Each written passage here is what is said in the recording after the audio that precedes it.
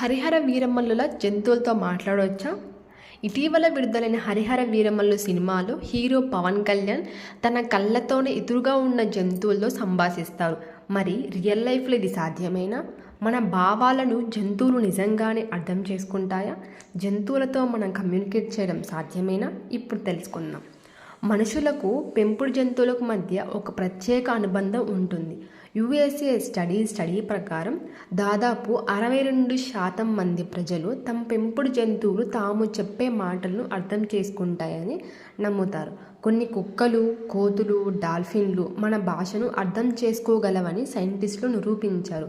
అందుకు రీకో చేజర్ అనే కుక్కలే నిదర్శనం. రీకో అనే కుక్క 200+ వస్తువుల పేర్లు గుర్తుంచుకొని వాటి పేర్లు చెప్పగానే ఆ వస్తువులను తెచ్చి ఇచ్చింది.